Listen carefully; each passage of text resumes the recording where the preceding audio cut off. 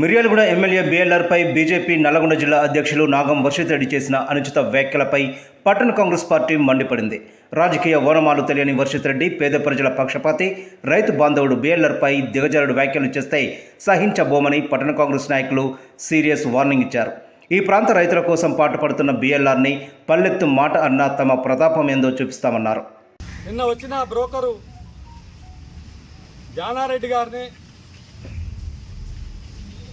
MP మనం రఘువీర్ రెడ్డి గారిని జయవీర్ రెడ్డి గారిని ఉచ్చరిస్తూ వారు బ్యాగిన్నే తరలించకపోయినారట.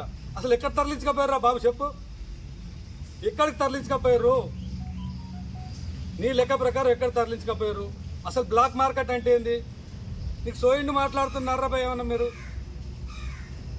బ్లాక్ మార్కెట్ అంటే ఏంది? ఆ బ్లాక్ మార్కెట్ నడుస్తూ ఉంటే మీ నాయకులు ఎవరు ఏం చేస్తా ఉన్నారు? ఎవరినైనా పట్టుకున్నారా ఇంతవరకు? ప్రజల్ని ఎందుకు మోసం చేస్తూ ఉన్నారు? మీరు కేంద్రం నుంచి యూరియా తెప్పించాల్సిన బాధ్యత మర్చిపోయి రైతులను, అమాయక రైతులను రెచ్చగొట్టే విధంగా, వారిని భయభ్రాంతులకు చేసే విధంగా మీరు ప్రెస్ మీట్లు పెట్టి ప్రజల్ని భయభ్రాంతులకు గురి చేస్తూ ఉన్నారు. మేము దీన్ని తీవ్రంగా ఖండిస్తూ ఉన్నాం. నిన్న వచ్చిన ఈ బీజేపీ దొంగలు బిఎల్ఆర్ గురించి మాట్లాడుతూ ఉన్నారు. ఈ బీజేపీ నాయకులు అంటే జై శ్రీరామ్ అంటారు, హిందూవాదం అంటారు. ఈ బీజేపీ నాయకులు నిన్న మాట్లాడిన వర్షిత్ రెడ్డి గారికి సవాల్ విసురుతా ఉన్నాం. అరే విధవా, నీ జీవిత కాలం వరకు ఒక్క నెలలో బిఎల్ఆర్ గారు చేసిన సాయం, హిందుత్వానికి చేసిన సాయం నువ్వు చేసినవా? ఒక్క నెలలో నువ్వు చేసినవా? దమ్ముంటే రా. నిన్న జరిగిన వినాయక పండగకు కూడా నువ్వు ఎన్ని దానాలు చేసినవో, నీ హిందుత్వానికి ఎంత ఖర్చు పెట్టినవో, ఈనాడు బిఎల్ఆర్ గారు ఎంత ఖర్చు పెట్టినారో అన్ని కమిటీల దగ్గర పోదాం. నువ్వు దమ్మున్న మొగాడు అయితే, మీకు సిగ్గు శరము లజ్జ ఉంటే, నిజంగా మీరు దేవభక్తుండి జై శ్రీరామ్ అనే నిజమున్న భక్తులైతే రావాల రేపు. లేకపోతే మీరు జనం చీయనుకుంటున్నారు, సిగ్గు లేకుండా మాట్లాడుతూ ఉన్నారు. అటువంటి వ్యక్తి మేము చేసే సర్వీసు ఈ 2 కోట్ల రూపాయలు మా నియోజకవర్గానికి దక్కాలి. మా నాయకుడు రేవంత్ రెడ్డి చేతి మీదుగా ఇది ప్రచారం జరగాలి. ఎంతోమంది ఇట్లా రైతుల కొరకు సేవ చేయడానికి ముందుకు రావాలనే తపనతోటి సీఎం గారి చేతుల మించిగా చెక్కించి నా నియోజకవర్గానికి, నా నియోజకవర్గ రైతులకు ఉపయోగపడాలి. నా కొడుకుది రిసెప్షన్ కంటే ముఖ్యంగా ఇది రైతులకు చేస్తే నా కొడుకు రిసెప్షన్ చేసినట్టుగానే భావిస్తానని చెప్పి గొప్ప మనసుతోటి ఈనాడు 2 కోట్ల రూపాయలు రైతులకు ప్రకటిస్తే 2 కోట్ల రూపాయలు ఎందుకు ఇచ్చిండే మాట్లాడతారు. అరే విధవా, 2 కోట్లు ఇచ్చిండు, నువ్వు 2 లక్షలు, నువ్వు 2 లక్షలు ఇచ్చిరా బాబు. 1 రూపాయి ఇవ్వడం చేత కాదు మీకు. అవగాహన లేకుండా అసలు రైతులంటే ఆయనకు అవగాహన లేనట్టుంది. ఇప్పుడు అన్న చెప్పినట్టు ఆయన మొత్తం కమర్షియల్ బిట్. ఆయనది కమర్షియల్. ఆయన వచ్చి మా రైతుల గురించి మాట్లాడి మా నోట్ల మన్నుబోద్దానికి వచ్చినట్టుంది.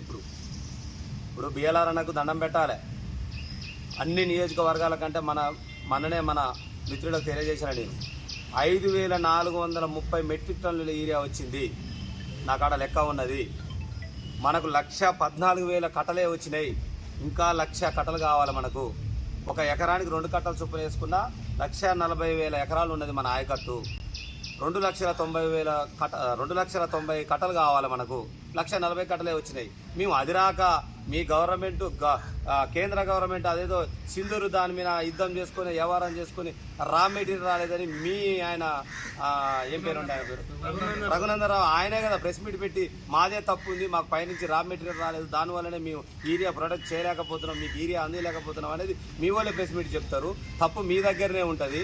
మేము ఇంకా నానా రకాల తిప్పలబడి రైతులకు యూరియా అందించుకుంటూ వస్తున్నాం. ఇక మరి ఇంకొక మాట అంటాడు, రేవంత్ రెడ్డి గారు ఇక్కడ ఉన్న కట్టలు మొత్తం తీసుకుపోయి దేశంలో రాహుల్ గాంధీకి ఇస్తున్నాడంటే మాది 2 రాష్ట్రాలు ఉన్నాయి మా గవర్నమెంట్. నీ ఎన్ని రాష్ట్రాలు ఉన్నాయి? 26 రాష్ట్రాలు ఉన్నాయి. మరి మీ ముఖ్యమంత్రులు అందరూ కూడా ఈ కట్టలు తీసుకుపోయి మీ ప్రధానమంత్రికి ఇస్తున్నట్టే కదా.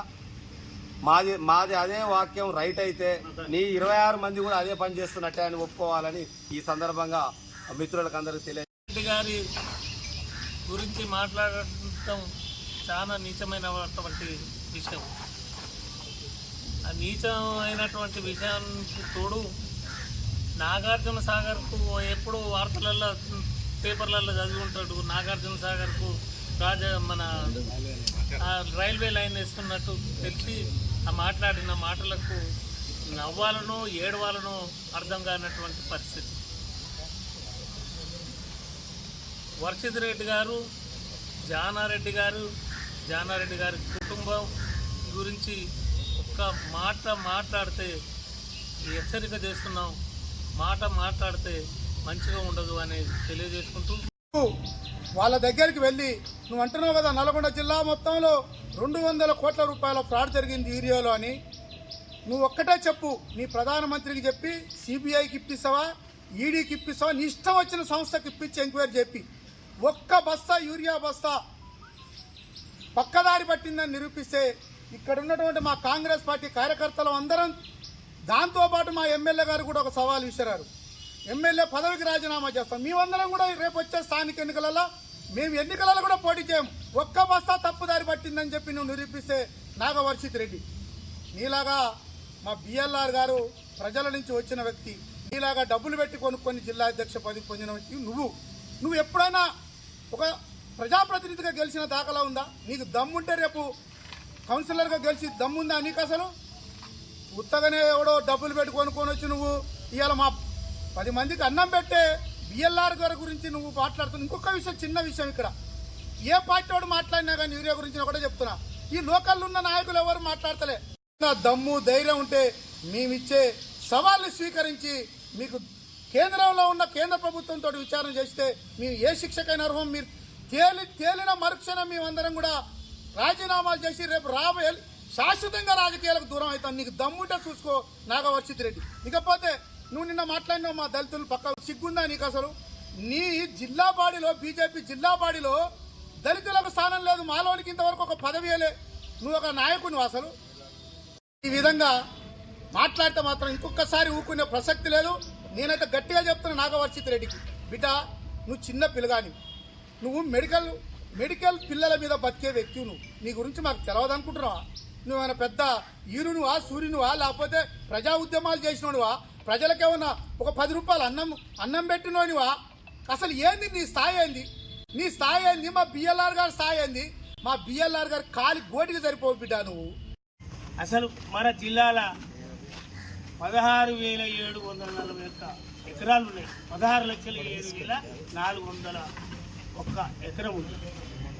దానికి ఉమ్మడి నల్గొండ జిల్లాల దానికి అసలు మనకి ఎన్ని లక్షల బస్తాలు వచ్చినాయి, అసలు ఎంత అందింది, ఎంత కట్టిరు డబ్బులు, ప్రభుత్వ పరంగా ఎంత కట్టిరు, సంఘాల తరపు ఎన్ని కట్టిరు అనేది అవగాహన లేకుండా మాట్లాడుతున్నారు.